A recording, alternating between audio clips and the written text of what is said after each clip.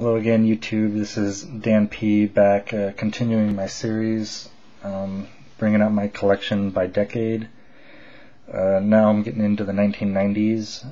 Not a lot of cards here, so I'll just get right to it. Here we have Jeff Kent. This is the 1992 Fleer update. It's in mint condition. Jeff Kent, one of those guys not a lot of people liked because he kind of had a bad attitude, but the dude could hit. He has a .290 career batting average, 377 home runs, which I'm pretty sure is the most of any second baseman. He did win one MVP in 2000, where he hit 33 homers and 125 RBIs and a .334 average. He never really led the league in anything. He was just consistent with his home runs, 25, 30 home runs, 100 RBI guy. He did win one World Series when he first came up in 1992 with the Blue Jays, but I'm pretty certain he wasn't on that roster because it was his rookie season. So there's Jeff Kent. I think he should be going into the Hall of Fame. He definitely deserves it. Here's an active player, Adrian Beltre. I remember his 2004 season. Maybe we should take a look at that. I think he should have won the MVP. I think he lost out to Barry Bonds though. Yeah, he was second in the MVP voting. He hit 48 home runs, which led the league, 121 RBIs, all while batting .334.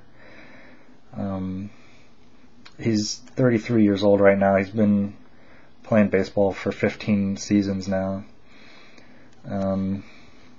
He's collected over 2,000 hits, well over. He has 2,227 hits, and I really think that he could be a 3,000 hit guy, and he's only 33. If he keeps it up, I mean, he could have 500 homers, 3,000 hits.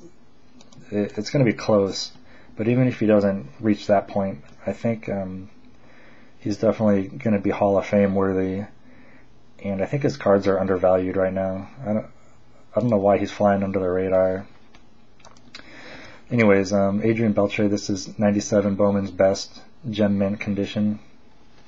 Let's go ahead and show you the back. I didn't show you the back of the Kent card. It's a pretty cool card. There's also a refractor version of this that's worth more money, but it's a cool card. And moving on to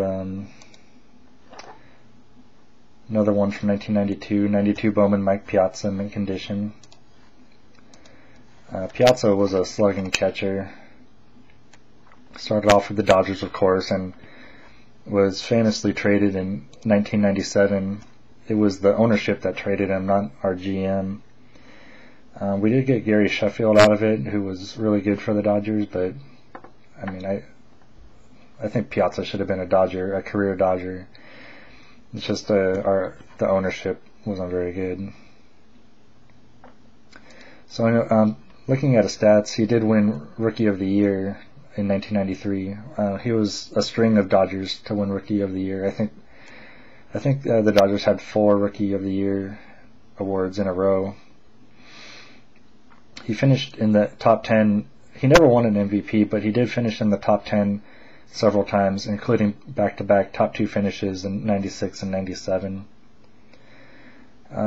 Surprisingly, didn't lead the league in home runs ever, but I mean, there was a steroid era, and Piazza himself has that suspicion. But he finished with 427 home runs. He was a great player, so I think he should be going into the Hall. So hopefully the steroid suspicion doesn't hold down his votes. The last card from the 90s that I have is Tony Gwynn. You might have seen the 83 rookie that I have of him. This is a little bit better card than that, just because it's autographed. It's graded mint condition, and I checked the population report, and apparently this is the only one that's been graded mint condition.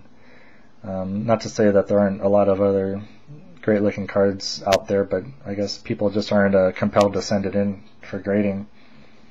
So when I saw the only one available, I went ahead and snagged it.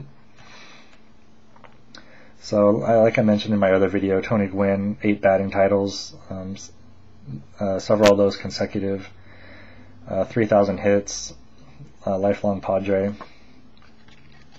Here's the back. The back is pretty nice.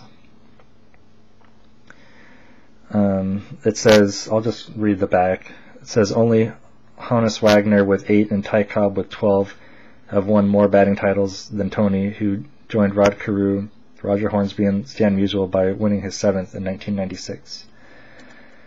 And of course he would go on to win his 8th the next season in 1997 with his highest career batting average for a season, 372. I think it'll be a long time before we see another hitter like him. I mean, Albert Pujols is great, but as far as average, I'm sorry, his highest was 394.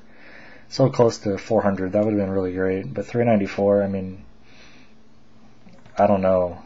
With the pitching, how good it is these days, 394 is going to be tough to top. So anyways, those are my cards from the 90s, and I hope you enjoyed, and please comment.